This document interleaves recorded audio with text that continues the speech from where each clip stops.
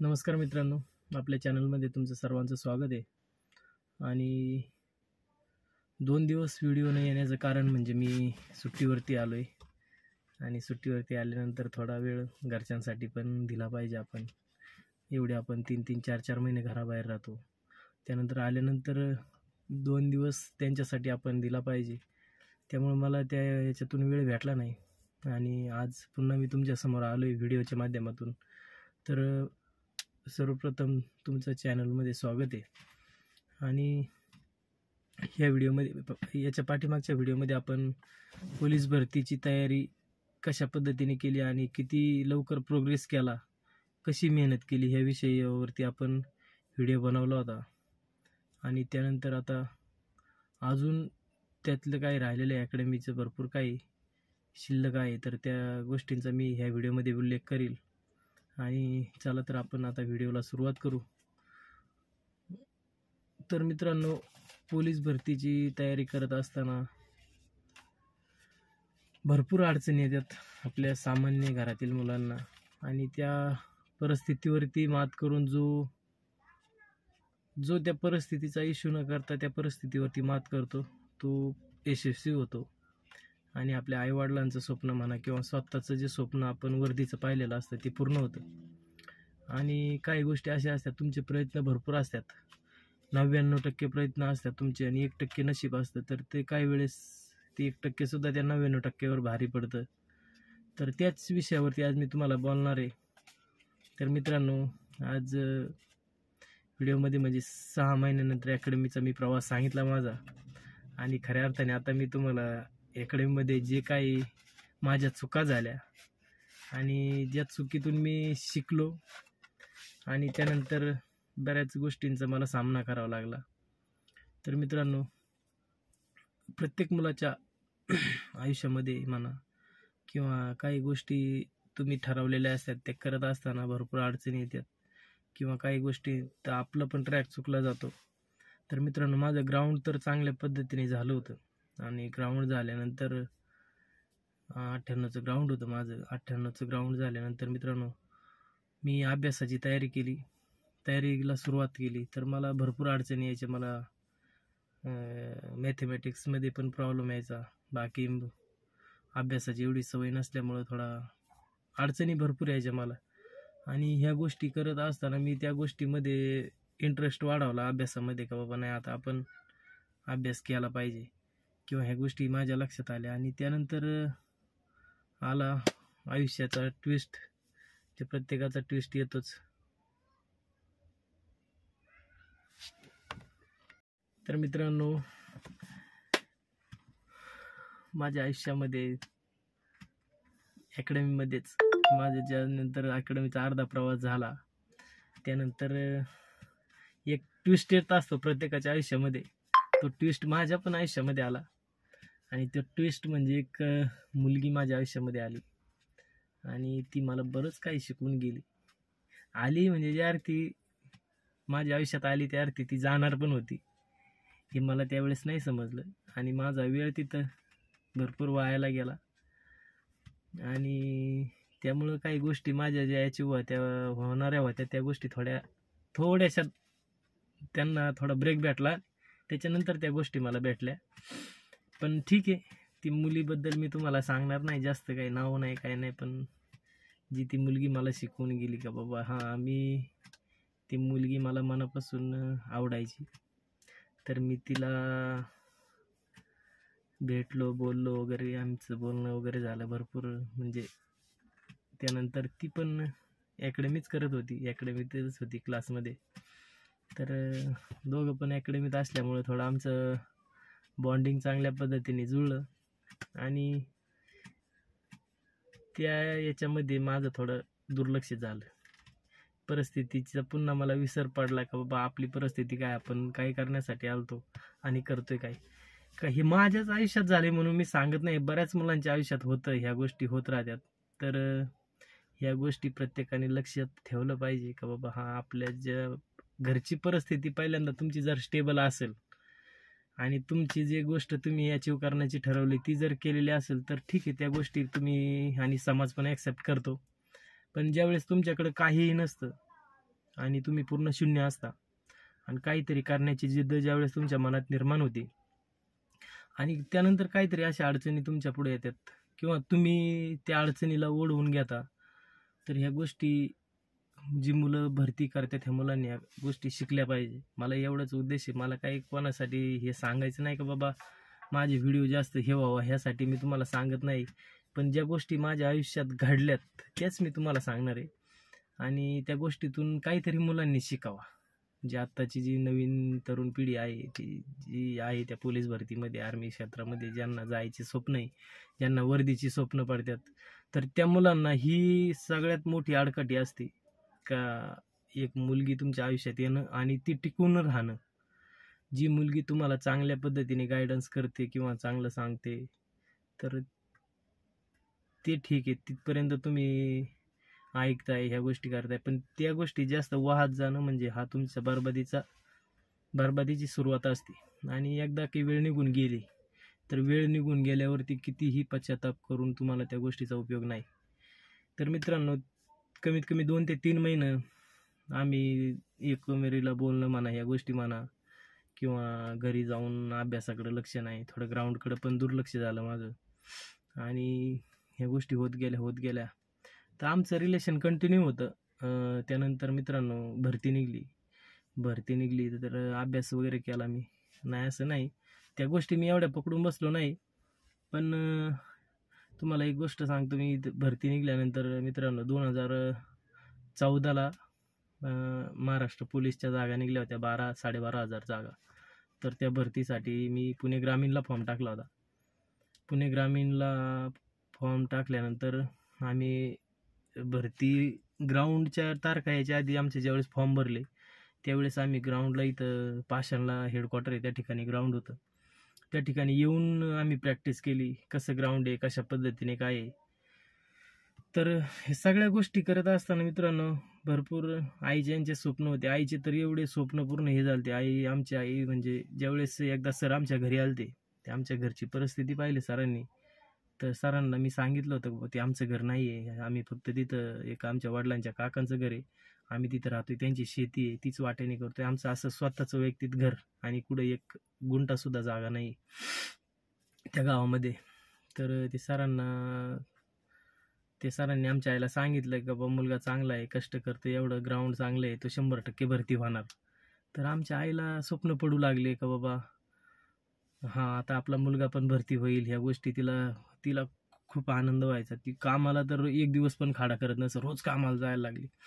तर ह्या गोष्टी कुठंतरी आपण फसवतो, ह्या गोष्टी मला तर जाणीव होत नव्हती त्या टायमाला का बाबा मी माझ्या आईवडिलांना फसवतोय किंवा काय.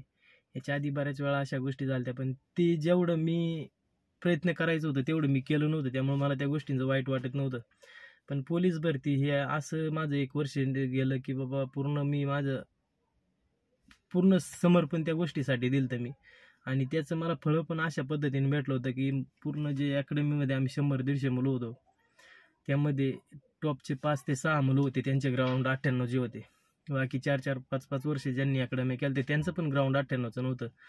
किंवा अभ्यासाला होते ती हुशार, नाही असं नाही, माझ्यापेक्षा भरपूर हुशार मुलं होती ती अभ्यासाला. त्यांना 95-96, काही काहींना 98, काही काहींना 100पैकी 100 पण मार्क पडत होते. तर अशा पद्धतीने अभ्यासाला मुलं होती, पण ग्राउंडला जे पाहिजे होतं ती 3-3, 4-4 वर्ष करून पण मुलांना एवढं मार्क पडत नव्हते, 88, 90, 92 ह्याच मेळात.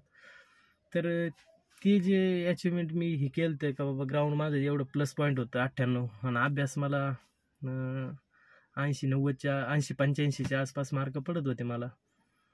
तर मित्रांनो त्यानंतर भरती आम्ही फॉर्म भरल्यानंतर माझा मित्र होता, जो माझा जिगरी, मी तुम्हाला सांगत आलो पहिल्यापासून, आम्ही सोबत फॉर्म भरले, आम्हाला दोघांना पण ग्रामीणला पोलीस व्हायचं होतं. तर तो म्हणजे फक्त कॉलेज करून आपलं 2 टाईम सकाळ संध्याकाळ वेळ भेटल्यानंतर ग्राउंड करायचा, बाकी प्रश्नपत्रिका आमच्याकडून भेटायच्या त्या सोडवायचा, आणि व्यवस्थित चालू होते. तो पण प्रॅक्टिस करायचा ग्राउंडची, आपलं स्वतः जाऊन वेगळं संध्याकाळच्या परी प्रॅक्टिस करायचा. आणि ह्या गोष्टी होत असताना मित्रांनो त्यांनी त्याच्या पद्धतीने प्रयत्न केला, मी माझ्या पद्धतीने भरपूर प्रयत्न केला. आम्ही दोघांनी संघच पुणे ग्रामीणला फॉर्म टाकला.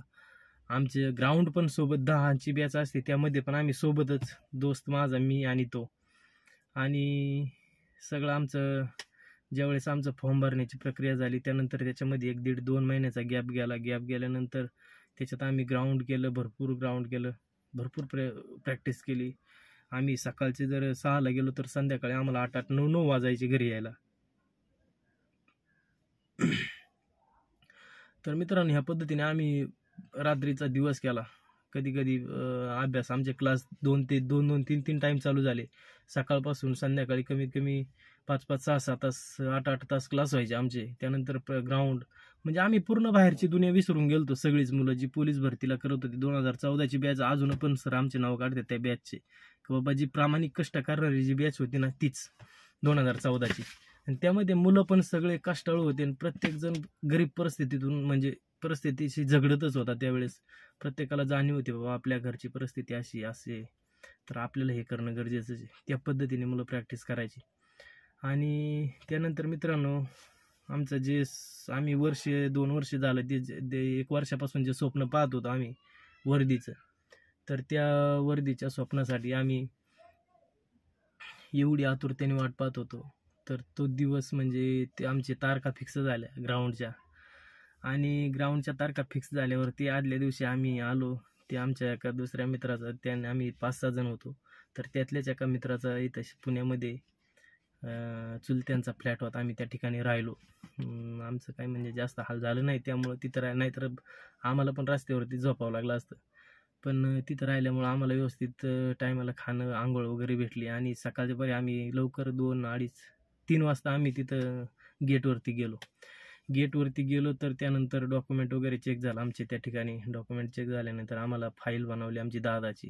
त्याच्यामध्ये पण माझा मित्र, आम्ही सोबतच आलो. आणि सोबत आल्यानंतर सर्वात आधी इव्हेंट होता आमचा 100 मीटरचा. तर मित्रांनो, 100 मीटरचा इव्हेंट होता. तर आमचे प्रयत्न भरपूर होते.